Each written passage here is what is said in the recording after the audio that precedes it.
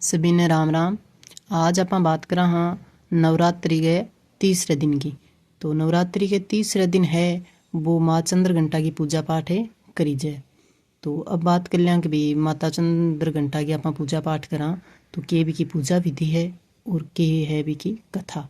तो ये वीडियो के माध्यम आप सारी जानकारी करांगा।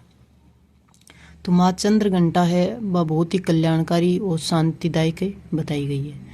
तो माता के मस्तक पर है वो घंटे के आकार को आधो चंद्रमा चिन्हित है। ई कारण माँ को नाम है वो चंद्र घंटा पड़ियो।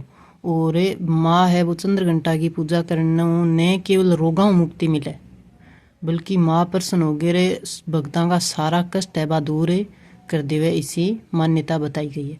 अब आप बात कर लें चंद्र घंटा की पूजा किया करा। तो पूजा विधि की बात करा तो पूजा विधि यह है कि अपन सुबह जल्दी उठ के स्नान आदि करना चाहिए। फिर है वो माँ ने स्नान कराना चाहिए और घी को दीपक जलाना चाहिए। सुनहरे रंग का वस्त्र पहनाना चाहिए और गुलाब का कमल का अपन फूल अर्पित करना चाहिए। और फिर है वो रोली मोली सुपारी आदि मान अर्पित करना चाहिए। मिश्री को मेवा को पंचामृत को आदि मिठाइयों अपन माता के भोग लगाना चाहिए। इस हिसाब अपन पूजा विधि करनी चाहिए। तो नवरात्रि के माँ है वो माँ चंद्र घंटा की पूजा को बहुत ज़्यादा महत्व बताए हुए है। यह मान लीजिए कि जो को व्यक्ति नवरात्रि का माँ चंद्र घंटा की पूजा पाठ करे वो श्रद्धापूर्वक बिन अलौकिक ज्ञान की प्राप्ति हुए और देवी है वह प्रसन्न होगी और बिन आशीर्वाद देवे और भी का सारा काम है वो देवी सफल बना देवे। ईश्वर आशीर्वाद है वो माँ देवी प्रदान करे है। तो अपन चंद्र घंटा की पूजा करनी चाहिए और माँ दुर्गा चालीसा को पाठ करना चाहिए। ब्यूँ है वह भक्तां की सारी मुराद है वह पूरी में और माँ दुर्गा को आशीर्वाद है वो बने रहे वह माँ प्रसन्न हुआ है। पूजा पाठ करा चालू करा तो अपन है वो माँ देवी ने प्रसन्न करने के लिए और मंत्र है वो बोलना चाहिए। तो मंत्र में थाने बोल के बता रही हूँ। या देवी सर्वे भूतेषु माँ चंद्र घंटा रूपेण संस्थिता नमस्तस्य नमस्तस्य नमस्तस्य नमो नमः है वो है वो अपन मंत्र बोलना चाहिए और फिर है वो अपन माँ की कथा स्टार्ट करनी चाहिए। तो अब अपन सुन लें कथा।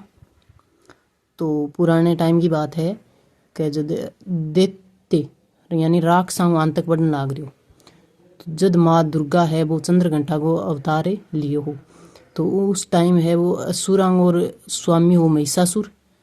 तो जो है देवताओं के ऊपर आपको राज चलाया करतो, देवता ने परेशान कराया करतो क्योंकि वो है जो इंद्र हो भी को सिंहासन प्राप्त करना चाहो तो वन परेशान करतो महिषासुर है वो। और वो स्वर्ग लोक के ऊपर आपको राज स्थापित करना चाहो तो ई कारण है वह देवता सारा परेशान हो गया महिषासुर। कभी इको अंत तक तो दिन रात बढ़तो जा रही है तो इको कुछ न कुछ आप उपाय करना पड़सी।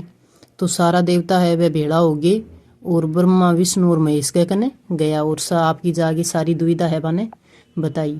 तो ब्रह्मा विष्णु महेश की तीनों की बात सुनी तो बन बहुत ज़्यादा क्रोध आयो कि महिषासुर को अंत तक यहाँ अपन अगर ध्यान नहीं दियो तो दिन प्रतिदिन बढ़तो जाओगो और देवता ऋषि मुनि सब है वह इनका अंत तक परेशान और ज़्यादा हो जाएगा।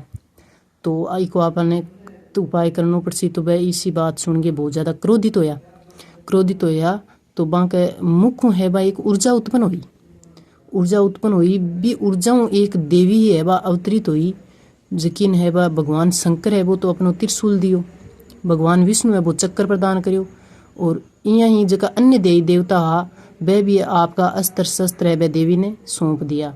और इंद्र है वो एक घंटा दियो देवी ने, सूर्य है वो आपको तेज दियो तलवार दी और सवारी के लिए सिंह प्रदान करियो।